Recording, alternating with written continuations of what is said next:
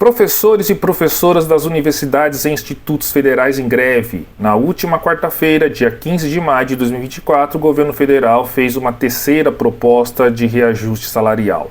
Se você tem interesse em saber qual foi essa proposta e o que eu acho dessa terceira proposta dada pelo governo federal, esse vídeo pode lhe ajudar.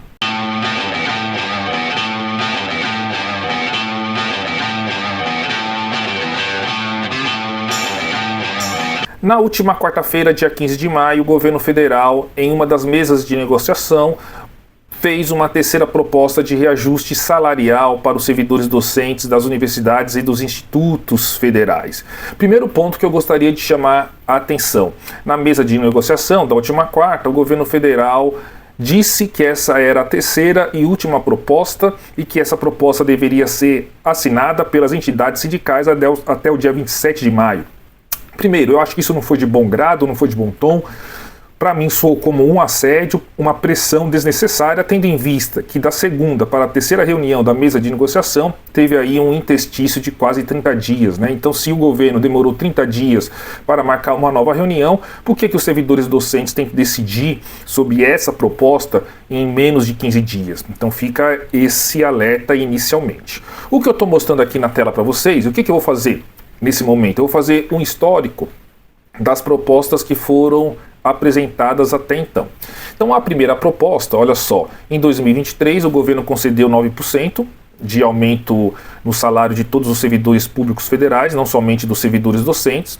Em 2024, o governo promete nenhum aumento, 0%. 2025, um aumento de 4,5%, dado no mês de maio, né? É a promessa, pelo menos, e em 2026 mais 4,5% no mês de maio, e essa proposta ela foi rechaçada pelas entidades sindicais representativas dos servidores docentes das universidades e dos institutos federais. No meio de abril, dia 19 de abril, salvo o melhor juízo, o governo apresentou uma segunda proposta. Os 9%, que já tinham sido incrementado aí no salário dos servidores docentes, continuou com a proposta de 0% de aumento em 2024, isso deixou a base, os professores e as professoras um tanto quanto indignado, mas subiu o percentual em 2025 para 9% e prometendo aí um aumento no mês de janeiro. Porém, uma diminuição do percentual para 3,5% em 2026 e esse aumento em 2026 seria dado no mês de maio. Na última quarta-feira, dia 15 de maio, a terceira e derradeira proposta, de acordo com os representantes do governo federal, os 9% já foi concedido, já vou fazer esse comentário inclusive sobre esses 9%, 0% em 2024, 9% para janeiro de 2025 e 3,5% para maio de 2026, ou seja, manteve os percentuais da segunda proposta, mas ele cedeu em alguma coisa relacionada aos steps, né, relacionado à progressão e promoção dos professores, né? Então os professores, né, pela carreira do magistério superior e do ensino básico, técnico e tecnológico, a cada 2 anos os professores podem progredir e isso tem um aumento do salário, né, que alguns chamam aí como STEP, tá certo? Então o governo cedeu em alguma coisa com relação a isso, aumentou 0,5% o valor do STEP e também fez uma reestruturação no início da carreira, né, que teve aí uma crítica por alguns colegas professores e professoras. Vamos lá, primeira coisa, o aumento de 2023, ele já foi dado. O que acontece? Veja só, se a gente considerar somente 2024 para frente, até 2026, ou seja, até o término do governo Lula, tem um aumento percentual aí da ordem de 12,82% de acordo com a última proposta. Tá certo? Isso é um aumento percentual, só fazendo um parênteses, esse percentual não é somente a soma do 9% com 3,5%, né? Como trata-se de juros compostos, isso tem que ser levado em consideração. Esse aumento de 2024 até 2026 de 12,82%, eu estou excluindo, evidentemente, os aumentos relacionados à progressão, promoção dos professores e professoras, o aumento que o governo federal já concedeu, né, que vai começar aí no mês de junho, do auxílio alimentação, do auxílio creche e da assistência à saúde suplementar, que na verdade não são salários, né, são penduricalhos, né, são benefícios, mas seja como for, é dinheiro no bolso aí dos servidores docentes, ok? Qual que é o problema desse aumento aqui, desse reajuste que foi dado em 2023, de 9%? Se a gente considerar que o último reajuste dos professores tinha sido dado no mês de agosto de 2019, e se a gente considerar também a inflação acumulada de agosto de 2019 até maio de 2023, que é quando foi concedido o aumento de 9%, essa inflação desse período, de acordo com o IPCA, que é o Índice de Preço ao Consumidor Amplo, que é um dos índices inflacionários brasileiros, tem vários outros, né? IGPM, INCC, mas geralmente o governo federal ele leva em consideração para reajuste de salário e etc. o IPCA. Então, de novo, se a gente considerar a inflação acumulada de agosto de 2019, data do último aumento, até maio de 2023, a inflação acumulada no período foi de 27,59%. Ou seja, o aumento dado pelo governo Lula em 2023 fica longe de recuperar o poder de compra dos servidores, considerando somente de 2019 até 2023, tá certo? Isso eu não estou nem levando em consideração as perdas salariais que existem desde 2010, que superam os 30%. Percebe? Então, o que o governo faz é uma estratégia equivocada de tentar ludibriar a população e os servidores. Quando ele faz os cálculos de aumento salarial, ele está levando em consideração 2023. Mas se a gente considerar de 2019 até 2023, a inflação acumulada é muito maior do que os 9%. Então isso deve ficar claro para quem está me assistindo.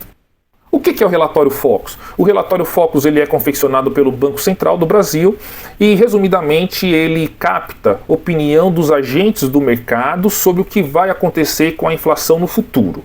Então foi o que eu destaquei para vocês. Olha só, o que o mercado acha, como será a inflação de 2024, de 3,76%. Está aqui, vou circular para vocês. 2025, o mercado prevê uma inflação de 3,66% e em 2026 o mercado prevê uma inflação de 3,5%, ou seja, uma inflação acumulada de 11,32%. 11,32%, guardem esse número, lembrando ali daquele número de 12, alguma coisinha por cento que eu falei anteriormente, que se refere ao aumento salarial, é a proposta do governo para os professores e professoras das universidades e dos institutos federais. Veja só, quem é contra a greve, ou quem defende o final da greve, se baseia em algumas premissas, em algumas considerações. E eu juntei aqui para vocês 3 dessas considerações. Primeiro, a consideração que o governo Lula dará um aumento real, ou seja, um aumento acima da inflação do período, que será de 11, alguma coisinha por cento, e o governo Lula está prometendo aí 12, alguma coisinha por cento, né? Então tem um ganhozinho ali de mais ou menos 1%. Isso é verdade, se a gente considerar somente de 2023 a 2026 o terceiro mandato do presidente Lula.